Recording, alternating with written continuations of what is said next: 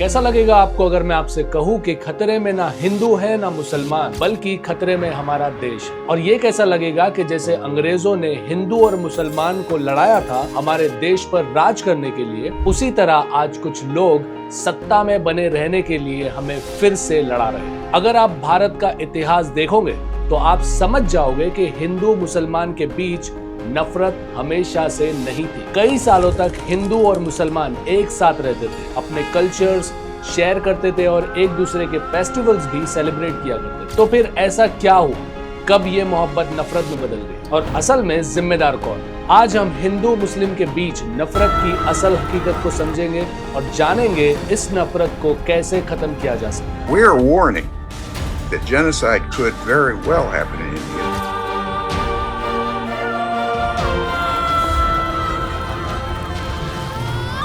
Sabarmati train को जलाया नहीं गया, उनको जलने दिया गया।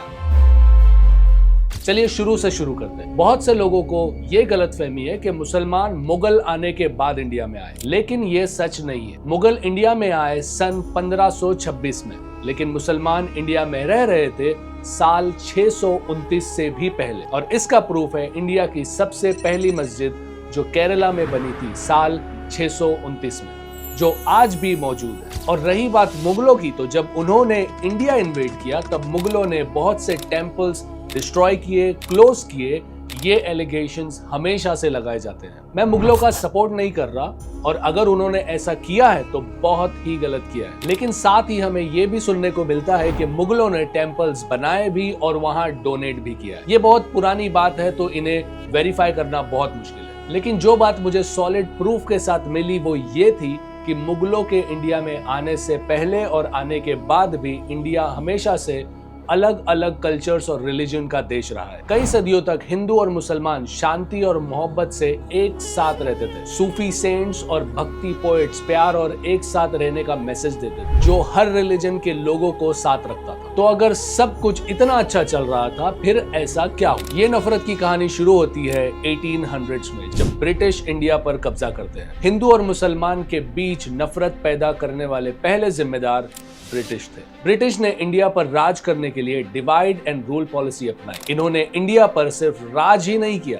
बल्कि इंडिया के दो टुकड़े कर दिए, हिंदूज और मुसलमान को एक दूसरे के खिलाफ कर। जैसे कि 1909 में ब्रिटिश ने अलग अलग इलेक्टोरेट्स इंट्रोड्यूस किए, मतलब हिंदूज और मुस्लिम अलग अलग वोट करेंगे। इससे लोग अपने आप को पहले हिंदू या मुसलमान समझने लगे और इंडियन बाद में। ब्रिटिश ने इंडिया पर 200 साल राज किया, और इन 200 सालों में ये नफरत और गहरी हो गई, जिससे हिंदू और मुस्लिम के लिए एक दूसरे को दोस्त समझना मुश्किल हो गया। लेकिन दोस्तों, यहाँ सोचने वाली बात यह है कि ईयर 1700s में उन गोरों को समझ आ गया कि हिंदू और मुसलमान अगर साथ रहे तो इंडिया पर राज करना नामुमकिन है। और अफसोस की बात यह है कि आज 300 साल बाद भी हम ये चीज समझ नहीं पा रहे हैं। और जो भी आपसे ये कह रहा है कि आजादी में मुसलमानों का कंट्रीब्यूशन नहीं था, तो समझ जाना कि वो रॉन्ग नंबर है, क्योंकि हिंदू और मुसलमान ने साथ मिलकर आजादी हासिल की। लेकिन जो नफरत की चिंगारी ब्रिटिश ने 200 सालों में हिंदू और मुस्लिम के बीच लगाई थी, वो आग का रूप ले लेती है 1947 के पार्टीशन के टाइम, क्योंकि इस पार्टीशन में लगभग 20 से 30 लाख हिंदू और मुसलमानों ने अपनी जान गंवाई। आजादी और पार्टीशन के बाद आज तक सिचुएशन बेहतर नहीं हुई, क्योंकि पॉलिटिशियंस वोट जीतने के लिए रिलीजन का इस्तेमाल कर रहे हैं, जैसे किसी कम्युनिटी के खिलाफ हेट स्पीच देना। और ऐसे नेता दोनों कम्युनिटी से आते हैं। आपको मुसलमानों में भी ऐसे नेता मिल जाएंगे जो 15 मिनट पुलिस हटाने की बात करते हैं। 15 मिनट के लिए पुलिस को हटा लो, बता देंगे किसमें हिम्मत है, कौन दाखिल हुआ। और ऐसे हिंदूज नेता भी मिल जाएंगे जो एक कम्युनिटी को पाकिस्तान भेजने की बात करते हैं।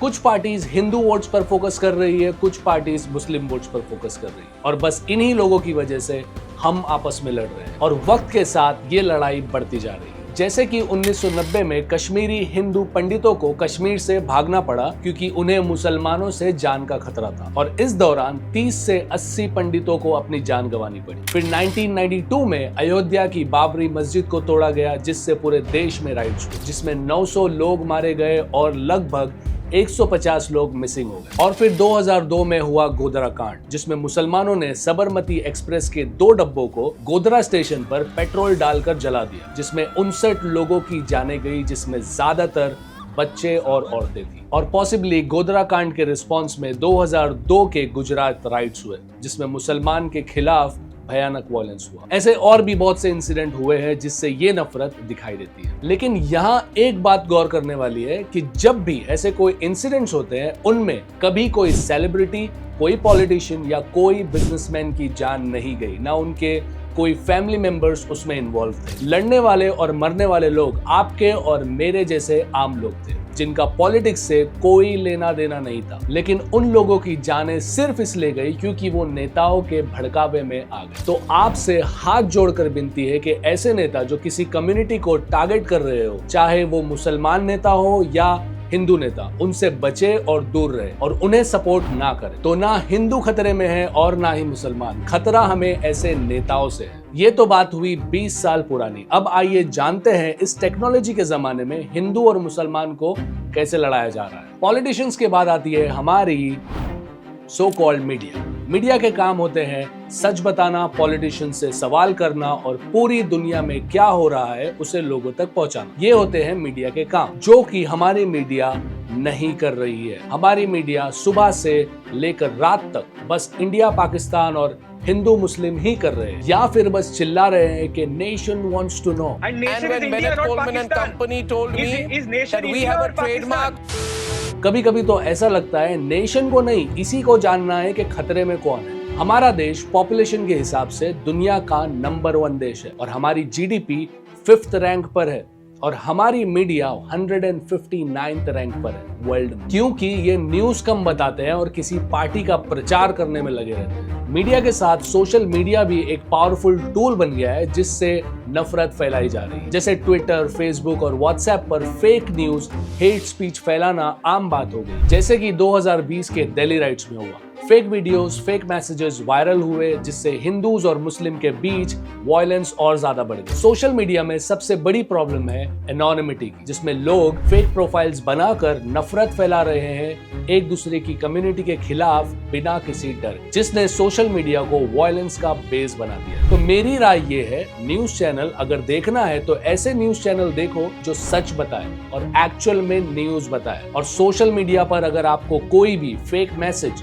या नफरत फैलाने वाला वीडियो मिले तो उसे रिपोर्ट जरूर करें। सोशल मीडिया का अच्छे तरीके से भी इस्तेमाल किया जा सकता है, ये हम पर डिपेंड करता है कि हम इसे रिस्पॉन्सिबली कैसे यूज करते हैं। और इतनी नफरत फैलाने के बावजूद हमने ऐसे इंसिडेंट्स भी देखे हैं जहां हिंदू मुसलमान को और मुसलमान हिंदू की हेल्प कर रहा है। जैसे 2015 कोलाबा मुंबई में हिंदू भाइयों ने बकरा ईद के दिन गणेश पंडाल में मुसलमानों को नमाज के लिए जगह दी। और अभी 2025 महाकुंभ में मुसलमानों ने देश भर से आए हिंदू भाइयों को मस्जिद में रहने के लिए जगह दी और उनके लिए खाने पीने का भी इंतजाम किया। और इसी से साबित होता है कि ये नफरत हमारे दिलों में नेचुरली नहीं है, ये हमारे दिलों में डाली जा रही है। अब आइए साथ मिलकर समझते हैं कि इस नफरत को कैसे खत्म किया जा सकता है। बहुत सिंपल है, बस 4 स्टेप्स फॉलो करने हैं।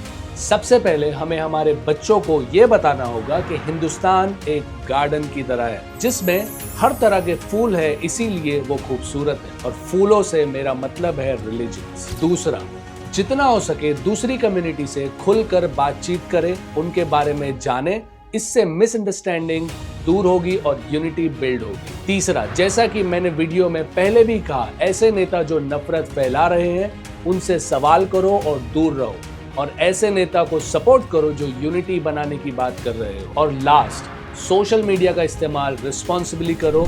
कोई भी मैसेज और वीडियो अपने दोस्तों में शेयर करने से पहले फैक्ट्स चेक करो और हेटफुल मैसेजेस और वीडियोस को रिपोर्ट करो। अगर हम सिर्फ ये 4 पॉइंट्स फॉलो कर ले तो यकीन मानिए अगली जनरेशन तक हम वो यूनिटी फिर कायम कर लेंगे। और हमारा रिलीजन हमें यही सिखाता है कि हम मिलजुल कर रहे, एक दूसरे के रिलीजन की रिस्पेक्ट करें। और आखिर में अल्लामा इकबाल की 2 लाइन कहकर वीडियो को खत्म करें। मजहब नहीं सिखाता आपस में बैर रखना, हिंदी है हम वतन है हिंदोस्तान हमारा। जय।